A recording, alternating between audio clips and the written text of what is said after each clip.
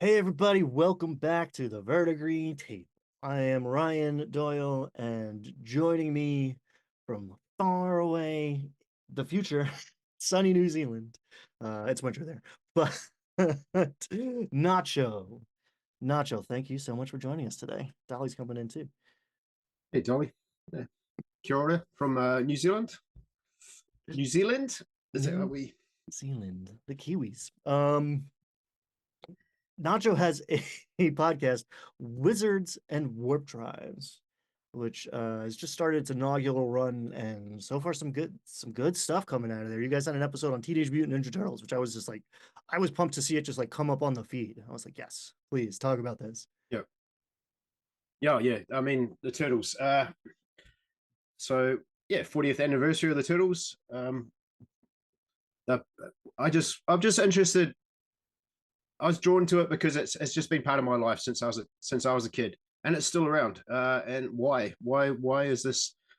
Why has this thing endured like for so long? And when I got behind the inspiration of how this IP came about, it was just two guys sitting in front of the TV, you know, probably having stoned, I don't know, came up with this idea, drew a turtle standing upright with some nunchuckers, showed the other guy, he laughed, he drew some more turtles, back and forth. That could have been it. 40 years later, we've got this $1 billion franchise that's still going. And just, I really like the. I'm really get inspired by these. Same with the 2000 AD episode. These punk rock beginnings of these, how these things come about, and these guys that follow their dreams, and they seem like stupid ideas, and but they just gel with people. And the thing I like about the Turtles as well is it appeals to so many different. It can just fit into so many different genres.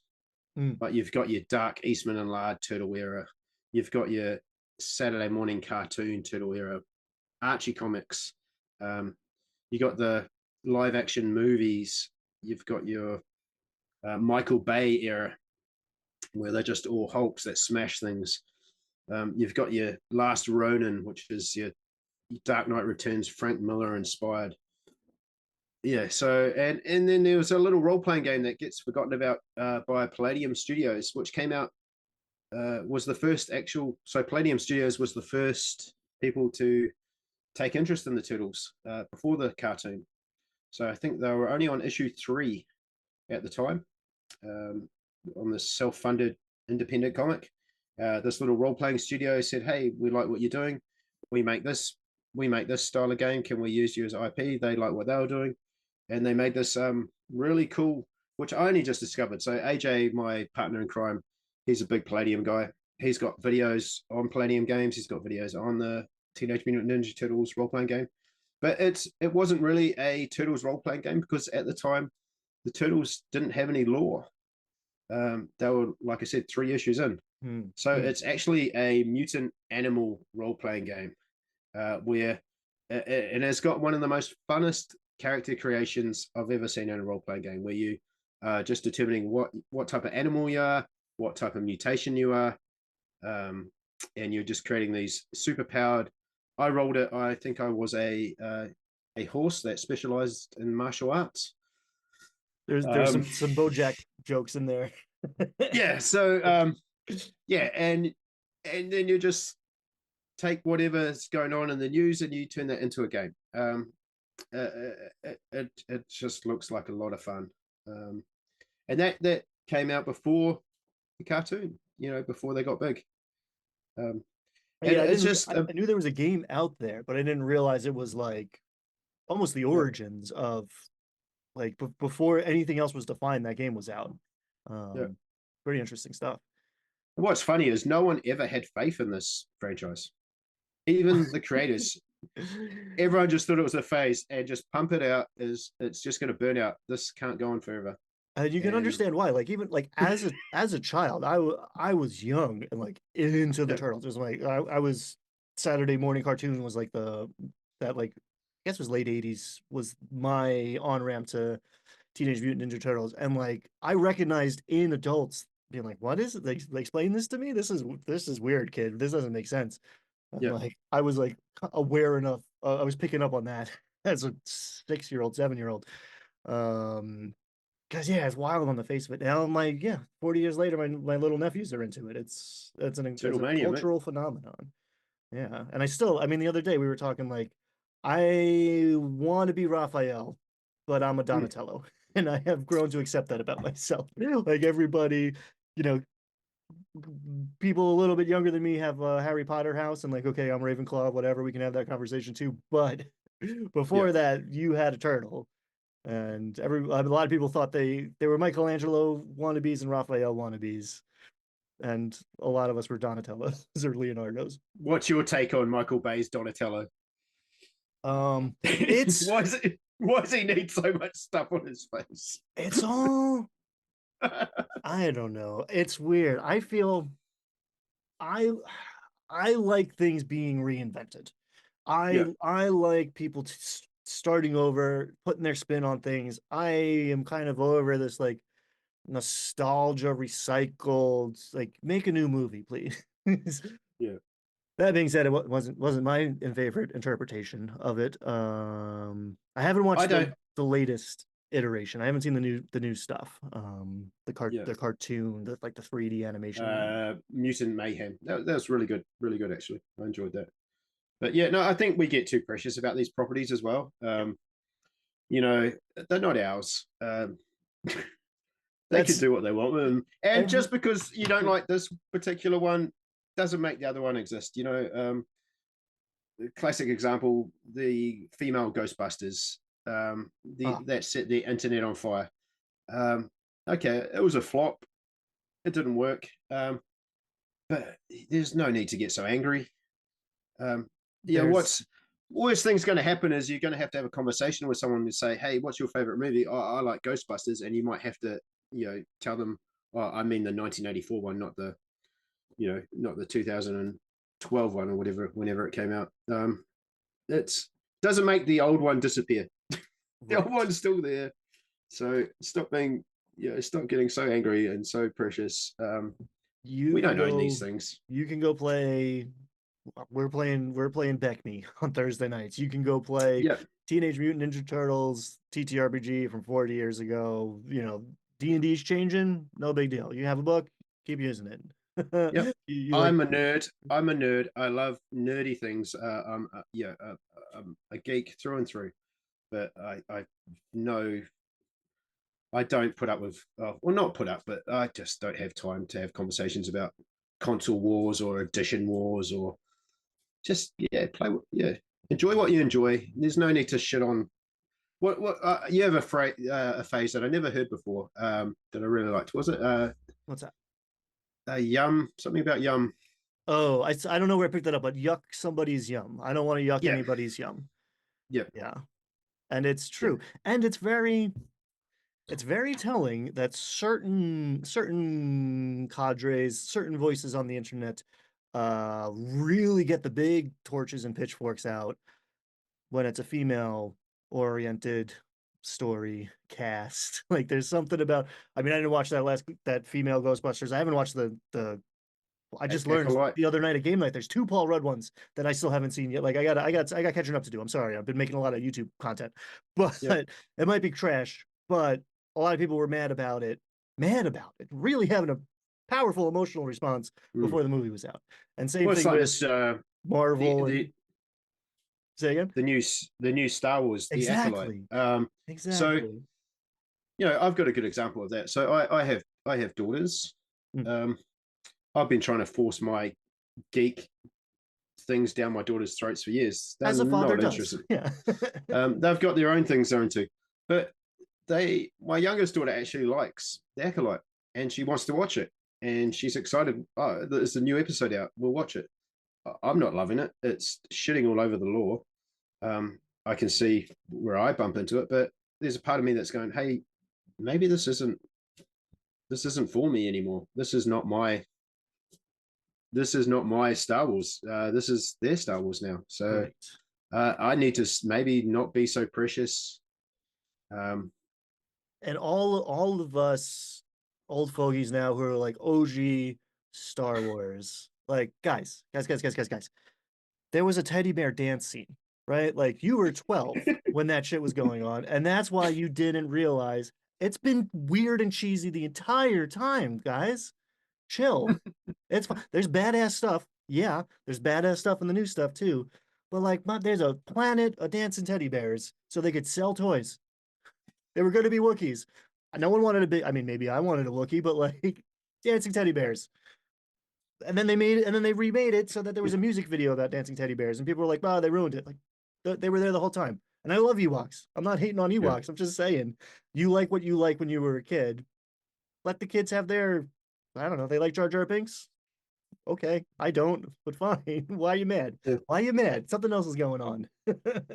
Yeah, so Wizards of Warpdrives is basically two middle-aged old men talking about nerd stuff that we like, but we're open-minded and we're not, you know, we're not trying to gatekeep. We're here to hopefully teach people.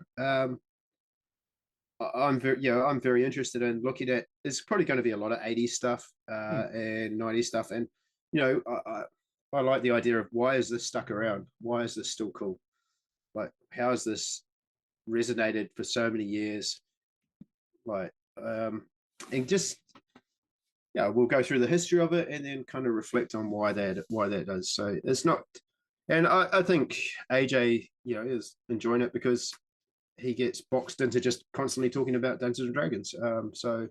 And he has other hobbies and other interests. So it's good. Yeah. So Speaking of obviously we Dungeons both and love D and Dragons, D. Yeah. Sorry, mate.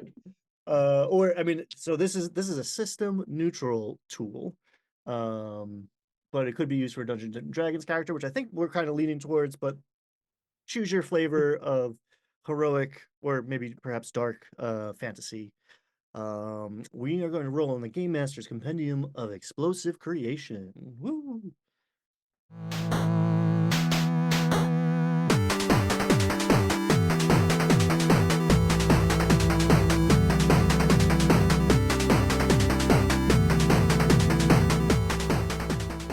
I recommend rolling all at once. Okay. But it's up to you if you don't have the surface area or you like tidiness. We can go in order. But there's something about D4, 6, 8, 10, 12, 20 all at once, just satisfying. And you don't get a lot of opportunities to do that. All right. So I don't before need. we got started, you told me I don't need a percentile way. no. Well, we can. So the D100 is if you want to randomize the selection for your archetype for your background. However, you're coming into this with a not only we have a name, we have a background set selected, Animal Whisperer, and we got a mini, folks. We're going hard. Nacho has come prepared, and I Yeah, am. I don't get. So I'm a forever DM. I don't get to be a player often. So occasionally I see minis that I like, and I'm like, I'll get that because one day I'll be a player, and I can. So I've picked a mini off my shelf that I've had sitting there for a while, and I was like, let's give this guy a little bit of a story. I So love it. Happy to I'll happy to do. probably post that up later. It's not probably Yeah, can't see. if you send me an image, I'll show the folks at home. But yeah, roll one of everything. We're to start with the D20 is going to give us our drive, dream, aspiration, our character's motivation. Okay, D20 is a 2. A 2. Learn Rolling low. the wisdom of nature. Wisdom of nature. Hmm. Pretty wide open. You were leaning druid. I don't know if that's set in stone. No, it's not. Okay. Does that make you think of anything, or you wanna get some more results, see how it interacts first? Yeah, I mean, wisdom of nature. I'm thinking herbalist, maybe. Uh, yeah, herbalist is coming to mind for me at the moment. Right. Let's Give see what us else I get. Yeah, give us a D12. Our catalyst, our call to adventure. Why are we not just hanging out with the A plants and 9. the animals? Why are we adventuring? A 9, a tome of animal facts. Is there entertainment? Okay.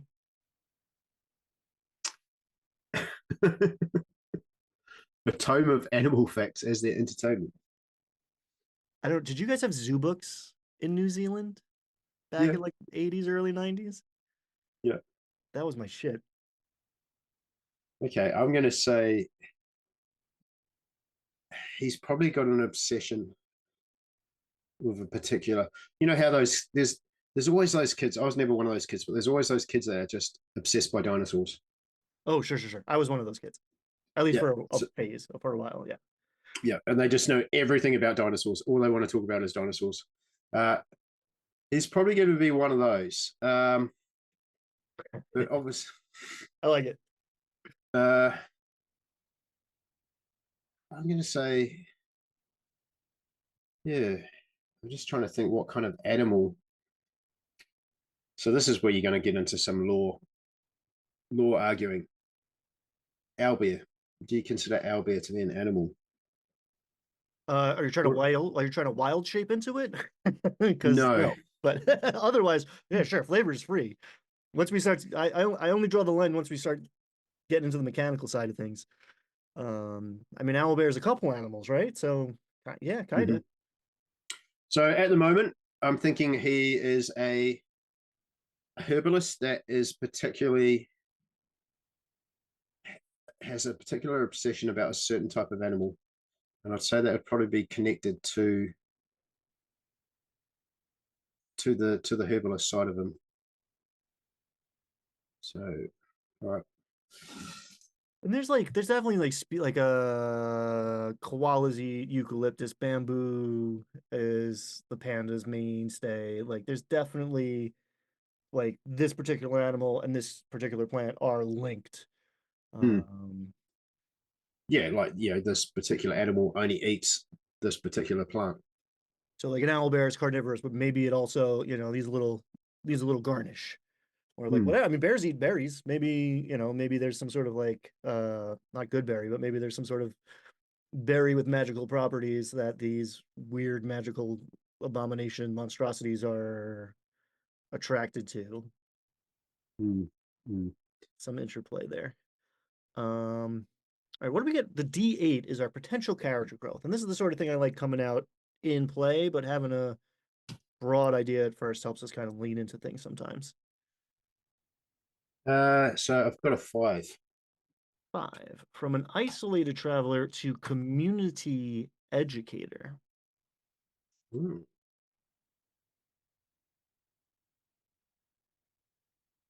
So I'm a herbalist that's come to town to sell my wares, to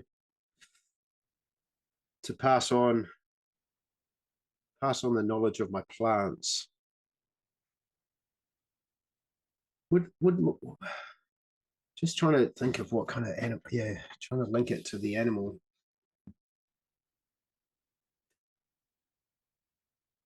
Well, are we thinking druid? Are we thinking like ranger, barbarian? What do we have like a I'm well, you have a thinking mini. druid. Yeah, you're thinking Yeah, druid. Okay. I'm thinking druid. Um, community educator. So he's going to be he's a greenie, isn't he? He's going to be a social activist about save the planet because Uh, this particular animal is being affected. I like it. So yeah, so Save probably the coming to a recent civilized place to try and educate people that we're sort of yeah, we're wiping out a certain species. at first I was like save the whales or like save the dragon Yeah, turtles or something, but like it could be like some like carrion crawler, like some like ugly horrendous thing that they're like no they're part of the circle of life. You gotta. yeah, yeah, yeah. He is a hippie with an agenda. I like it. As in a previous incarnation, I was a hippie with an agenda. And that's just a fun archetype for a druid. I like it. All right, a D4 is going to give us friendly faction, a group that we have some sort of relationship with. Maybe we're part of them, or maybe we're just chill with them. Number one. Number one, the keepers, rangers and hunters who live off the land and protect the balance of nature. There you go.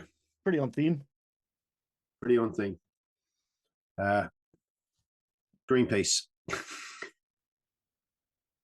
Yeah, I mean, there's a fine line between like conservationism and like eco-terrorism. Right? Yeah, Like chaotic good can get real chaotic. yeah, Um, yeah. a good So can be a terrifying thing. yeah, so yeah, he's probably a peaceful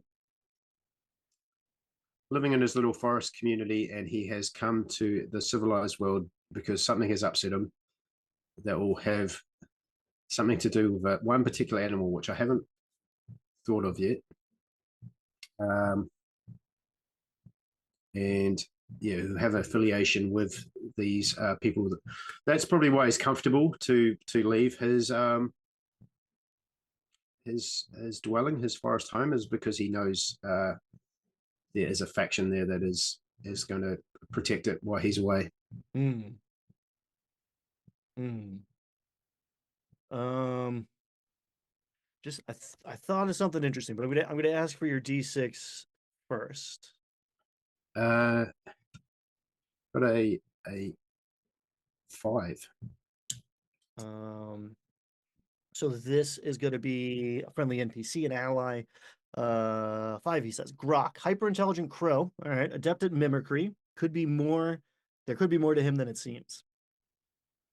Mm, cool. Grok. I'm getting Assassin Creed vibes now. Ooh, ooh, You know, when you use your eagle to yeah, cinematic. scout out enemies. Um, so maybe he's multi-class. Maybe he's a bit of a druid rogue. Ooh,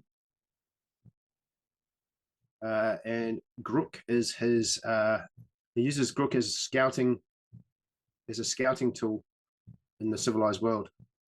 I So like. to sort of pinpoint when he wants to infiltrate or yeah, spy on things, spy on people. Go find those dirty polluters. Yeah, Shut them down. yeah. He is a. I'm saying yeah, he is an activist, and yeah, he obviously has a pet crow.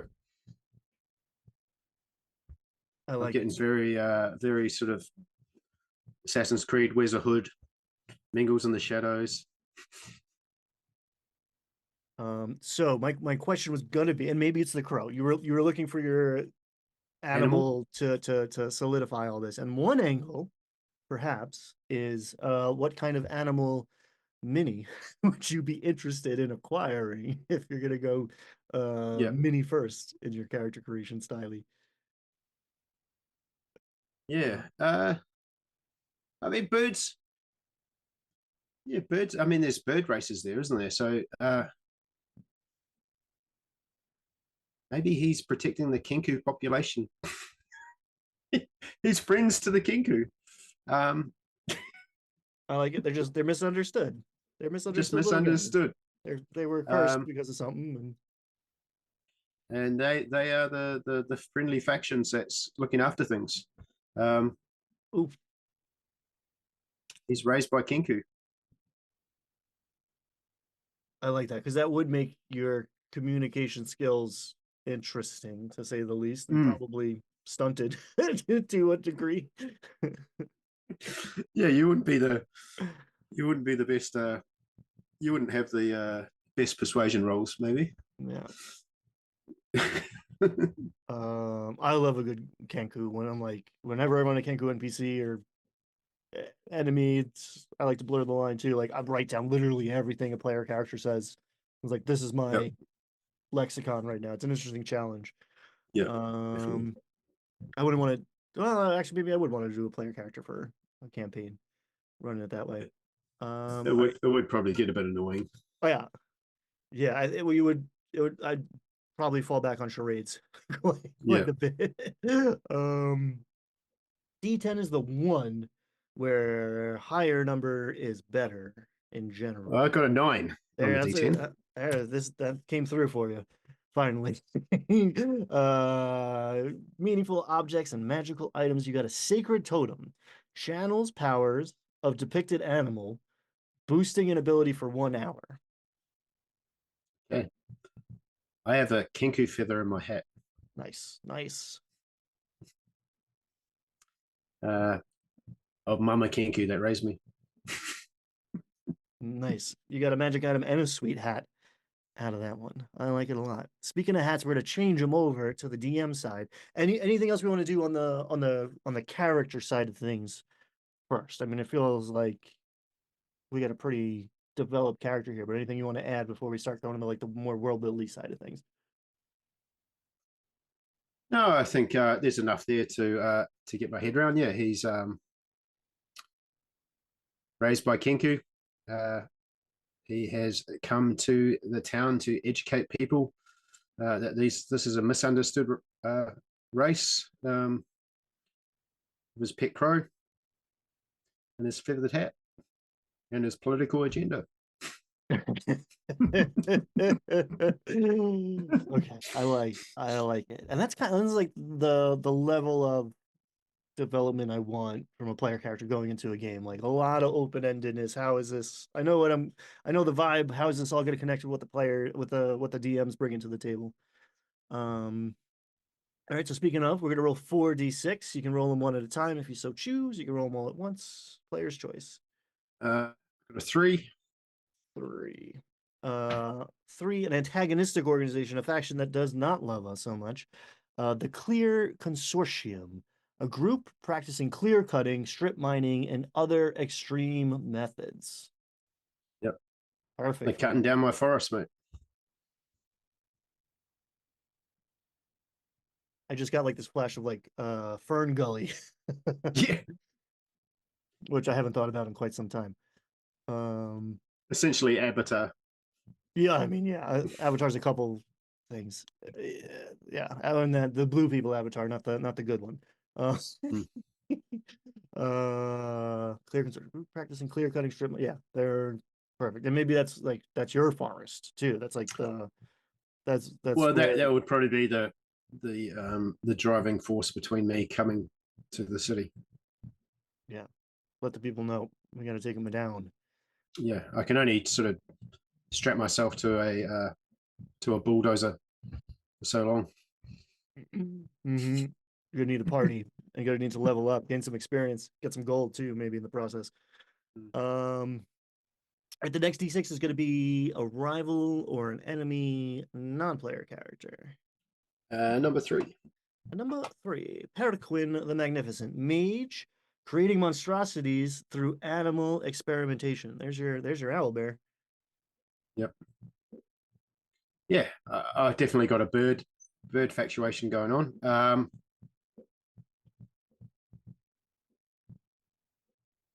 Hmm. I say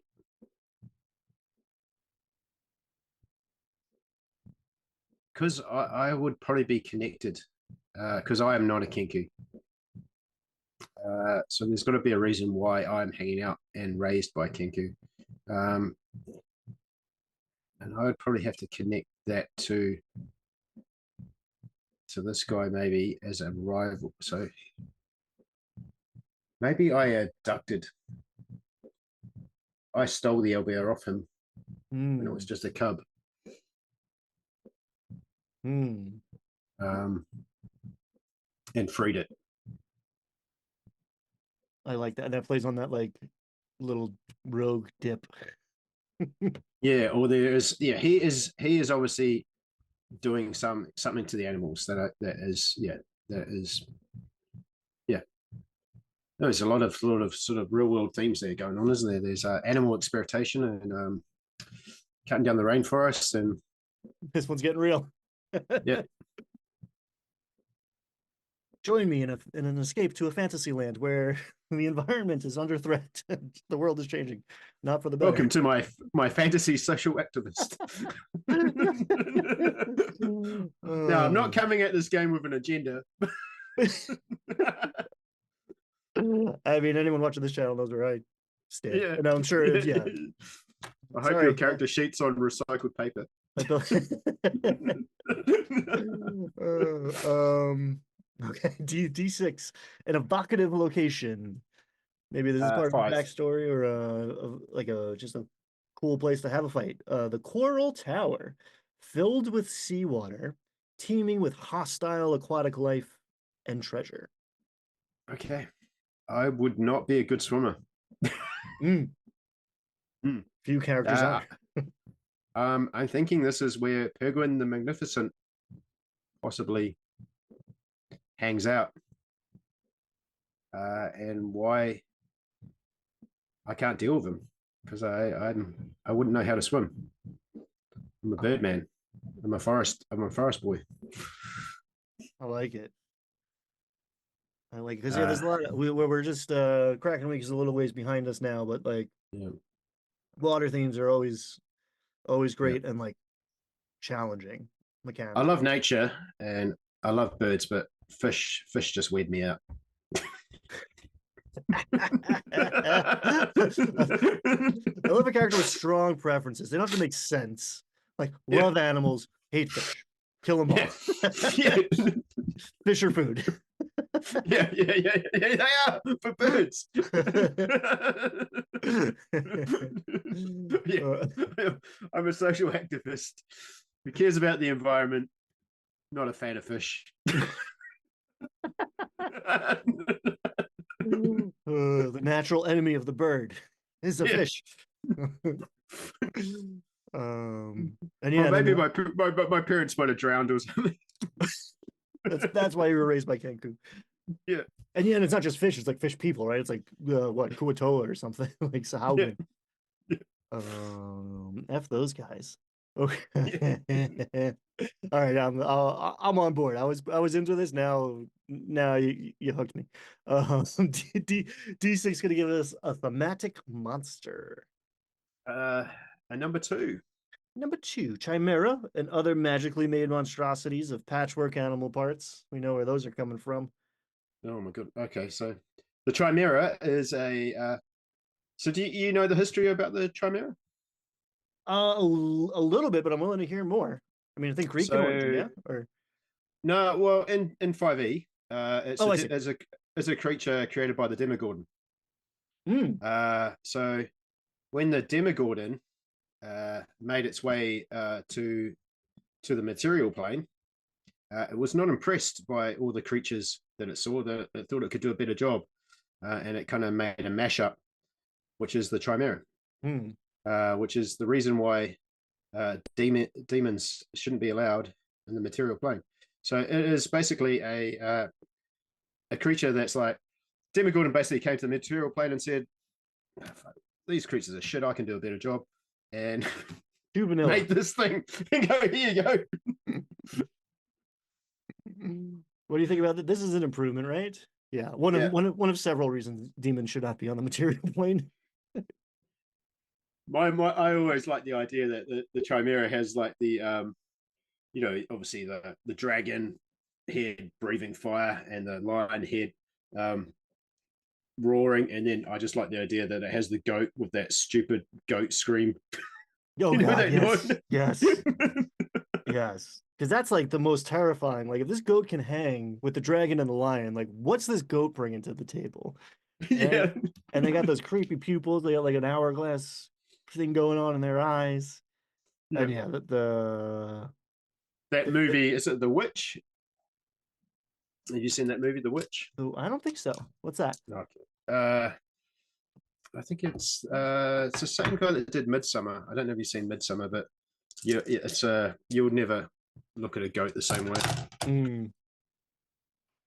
I don't want to Um, ruin it, but anyway, yeah. So what's the deal? This is This is a monster. thematic. Can never have enough. You got a chimera. So yeah, and like we have this guy's experimenting on animals to make monsters. Yeah, or They that give me, well, that kind of lines up with the what's his name? yeah, Perquin. Pergwin. Yeah, yeah. So this guy's doing all sorts of bad things. That yeah, I'm not a fan.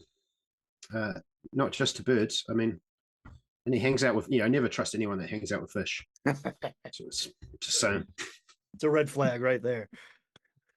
it's a red herring. Oh, good pull. Um, all right. So plot hooks, keeping it fishy.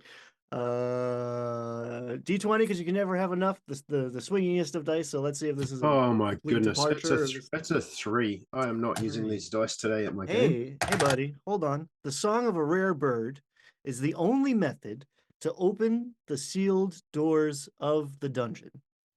All right, that would be my crow buddy. Maybe the crow is my thieves tools.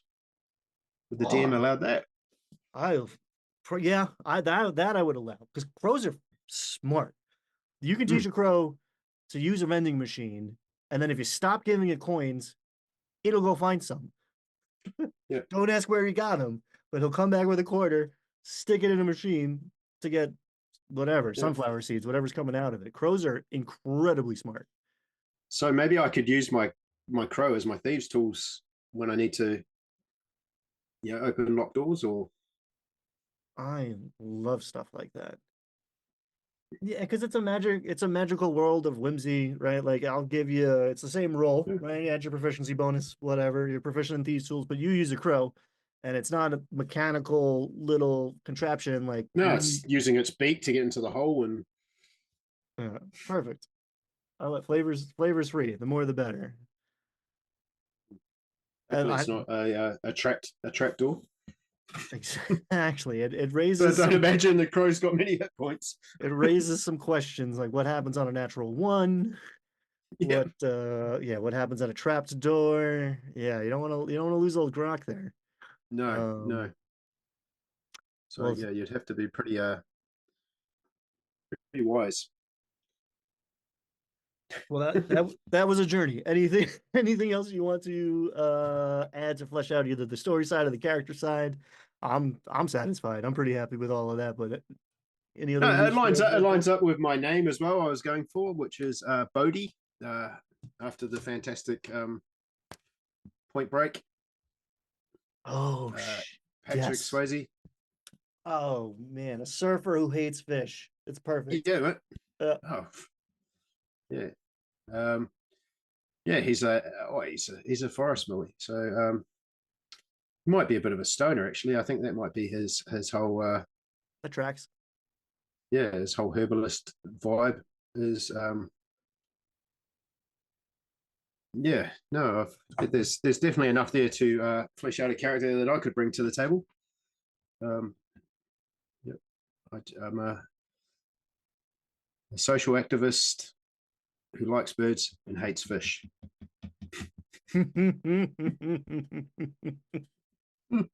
Because yeah, and as the dungeon master, you're like, all right, what like you're already like flipping through the monster manual in your mind, looking for every underwater creature and every winged thing that you you Yeah. could bring to the table.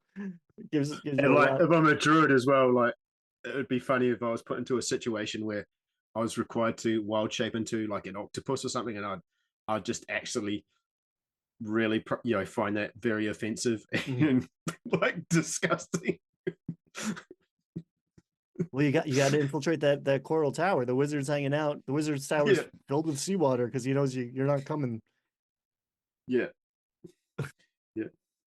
You don't really see that of like the druid's always like neutral or into it, but every once in a while I'll be like, oh, I gotta be an octopus again. Like, it's the Yeah. worst, man. It's funny that I like the idea of having a druid that it's open, a peaceful guy that's like all about balance and nature that just particularly hates just one particular animal, one particular species, zero Oh, tolerance. it's good. Oh, that's good stuff. That was a fun one. You said you keep your players laughing. I hope your wife's not complaining today. No, she's at work. Beautiful. My wife, Thank my you. wife won't be watching this. Thank you for hanging out. I had an awesome time. Remind the folks at home where they can find you. Yeah, sure. Wizards and Warpdrives is available on Spotify, YouTube, and Apple Podcasts. We drop an episode every Sunday. We record Sunday mornings, and it's usually out Sunday night. It's a fast process. We don't overthink it. Yeah, and hopefully I'll probably be popping up on a few different YouTube channels to promote it. Yeah, and yeah, thanks for having me, Ryan. Yeah, that was fun, man. And yeah, check out Ryan's. Obviously, oh well, yeah, you're on his channel, but yeah, check out his stuff on DM's Guild as well. I've used a lot of it. I've run, I think one of your adventures. I think it was a Tower of Riddell. I like that Wizard Sour is a big. I love that one. I run that one a Yeah, bunch. I mean, I play test all the stuff that's on there, but like, you're not supposed to have a favorite child. That might be my yeah, favorite, at least of the adventures. I love those tables. yeah. And your encounter books are really good as well. Yeah, appreciate Yeah, appreciate you so saying that. yeah, and obviously, you do really good sort of adventure sort of summaries. Those books can be intimidating for a DM, so it's always nice to have them break down into chunks and new ideas for people to use. And I always find them interesting because it's always I always like how someone can read something but get a different buzz out of it, or a different think of a different way, or this works and this doesn't work. Yeah, so it's really good. Yeah, that's and you're just positive, man. Yeah, keep up being positive, which Thank you. is great. It's mostly easy and sometimes it's very difficult. But I have very kind of you to say all of that while I was trying to pump you up. So That's right. thank Yeah, you and guys. hopefully, not us older nerds are sort of grumpy gatekeepers. So I'm here to share. Yeah. I've been playing this game a long time, and yeah, and AJ has been playing it a long time, and yeah, it's not just Dungeons and Dragons that we love. So yeah, come check out if you like geeky stuff. Just come here, geek out. Yeah. Doors wide open. Come on in. Mm.